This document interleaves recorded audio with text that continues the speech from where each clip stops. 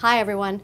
One of the keys to business success is good communication, that is verbal or even non-verbal, although the latter seems to play a more crucial role. As they say, actions speak louder than words. So what does these body stories tell you, and how can it help advance your professional or even personal life? To find out more about this, we're joined by Kun Alisa Lohit Navi, Managing Director of Image Matters Asia. สวัสดีค่ะ สวัสดีค่ะ Thank you very much for joining us. It's good to You're have you welcome. back, and it's been quite some time. It's been 7 years, hasn't it? I think about 4 years that we right, met last okay. time. We spoke about Oh, that's true. That's true. Yes. image consulting and about Rick Fink, the quintessential English butler. Yep.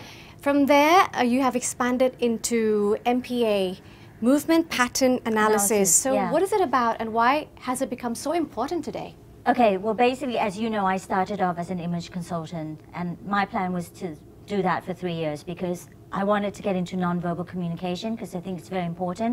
That's why I was, I did lie detection, body language, and facial expressions. Nonverbal is very, very important because it's 80% of communication. A lot of the times, I have to say, when I did my lie detection courses, a lot of times we were taught, or I was taught, that when you listen to someone, because we're all taught to listen well, to speak well. Not many people are taught to read all the nonverbal cues. You know what I mean? So I've been taught to, when I analyze videos, I'm supposed to turn off the sound and just watch the bodies. So and it's how they move. Purely body and movement. how they move. And it's all connected inside, outside, right? You're happy, you show it. You're not happy, you can see it. So basically it's body and mind, connection. And we call it body in motion. And there is this science called movement pattern analysis. What I do is only part of movement pattern analysis. I do movement in communication. So basically what I do is I analyze someone's movement pattern, and I tell them what I see or what other people see or the impression other people get from watching them. And then I tell them how to change it so they can communicate better. So how do you actually measure or decode these movements? Well, basically, like today, you saw when you came in, we have 6 TV hosts, TV actors and all that. None of them has ever been trained.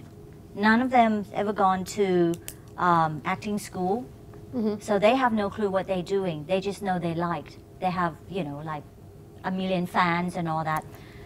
And so what they wanted to know today was, if I was someone who didn't know them, which I didn't know any of them, I didn't know any of them at all, how would I feel watching their interviews or their acting or their, like TV host assignments? So I did my homework, and then in class I'd tell them how I felt about them. And that sort of reflected their self-rating of themselves, of their own personalities. So when I was correct, that's when they thought, oh wow, okay, this person really saw what I'm all about, you know what I mean? Because generally, you are not aware of yourself, how people see you. No, we're not. In any industry. Doesn't have to be a television host. Exactly, yeah, exactly. So you're not aware. So when they were told, and then I would say things like, your body stories is interfering with the way you're communicating, which normally means maybe, our body stories is the way we raised, whether we're raised by our parents, by a single mom, a tough mother, a split family, away from your parents, education background, social background, whether you were accepted in your circle, you know what I mean? Whether you have confidence, you don't. Experiences, basically experiences you've obtained throughout your life, and that's called body stories. And a lot of times when we communicate, these body stories do come out. That's why when you look at someone, you think, wow, this person looks so nasty.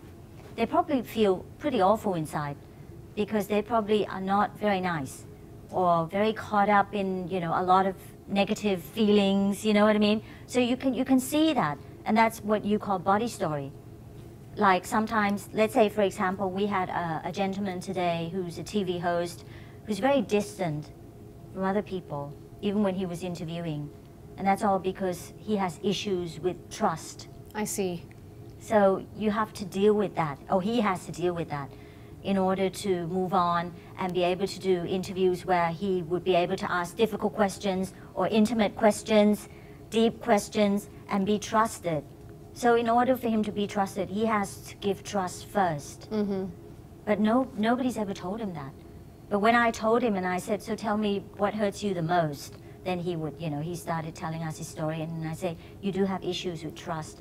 And he would say, yeah, that's right, I do. So that's when he realized. Yeah, and that's when he realized. And you also mentioned that everybody has their own body signature. Yeah. Is this a signature we're talking about? Well, everybody has their own body signature movement. You move in a certain ways, I move in a certain ways. When I speak, when you speak, you move in a certain ways. It all comes from what you have accumulated, you know what I mean, in your life. When we communicate, what do we use to communicate? Gesturing, gesticulating, body, arms. Yep. Everything. Eye contact, facial expressions to give out emotions. Yep. So it depends on how you feel inside, how you feel about yourself, how you feel about the environment, how you feel about dealing with this particular question or sets of questions, you know what I mean? Is this the body signature that you talked about earlier?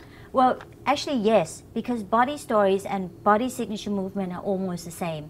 So basically, everything you've accumulated, good experiences, good life experiences, bad life experiences, do come out when you're communicating. Because when you're communicating, you're actually letting the other person know how you feel about what they're saying or what you're saying. You know what I mean? So the signature movement, like the hand gesture, which direction they go first and all that, it's all the same. Now, if that could be a problem, because by communicating in such a way, the example that you raised about the TV host who does not have trust, so I guess in that business he would have to change. Yes. So what is the trick to change? And the other question would be, wouldn't that be difficult because it's something that you're so used to? So how do you overcome that part? It would be very difficult because you're right, that's what he's used to, but it's all in his mindset, isn't it? I think nowadays, being a TV host or an actor in Thailand is very tough because competitors are, knocking on your doors all the time. So I think the fact that he actually came to class meant he wanted to know what he can do to improve himself. And I think once he knew and he wants to, let's say, progress from where he is, and he wants to be able to do different other types of shows, he'd have to consider that. Because I was also talking to him by showing, on the screen a video of him interviewing a lady, and you can see the space between them. You could put two people in between them, you know what I mean? Whereas there's another video of another guy with another lady, and you can see there was so little space. So there's a connection between the host and the guest. Yeah, the other guy was leaning to the lady when he was talking to her, but this particular guy, who's my client, was so stiff, he's so vertical. And so, when people look at someone like that who's so vertical, you think they are very inflexible, they're very stuck in their own way, and they're probably very snobbish, but he's not. He just has issues with trust, and he's very shy. I see. So what's the trick to change then? Well, now that he understands, he's going to have to learn about movement. And, it's funny when I say that because we move since we're in our babies, our mothers, in the womb. Yeah, in the womb, and we have to learn about it. We actually do, because let's say if you're teaching and you have 10 people in the room, 10 students in the room, and you show a video, 2 may like it, the others may not. 2 may not like what you're saying, the others may like what you're saying. How do you make sure you can connect with everyone? That's a big challenge, I would say. Yes. How do you make sure you can connect with everyone and not just connect? Get them to really understand what you're saying, put their phones down, listen to what you're saying without being bored, taking it all in, and ask questions. You know what I mean? Yeah. That's very difficult. How do you do that? I wouldn't say because I teach movement, so I understand how to do it, because I was taught differently, but basically, I'm never one of those people who would just stand in one point. You know what I mean? I would be moving around a lot because I believe to connect with people, you have to go to them. So I'm one of those people, when someone wants to ask me a question, even though I'm sitting down, I'm playing a video, I'd get up and I walk to them. Because, Thais don't ask very much. True. Every time somebody asks a question, I jump. I'm really happy somebody's asking me something, so I go right up to them. But it's the way I walk towards them, right? Because I can go up and be really arrogant and what's your question again? That way I would not be encouraging them to ask.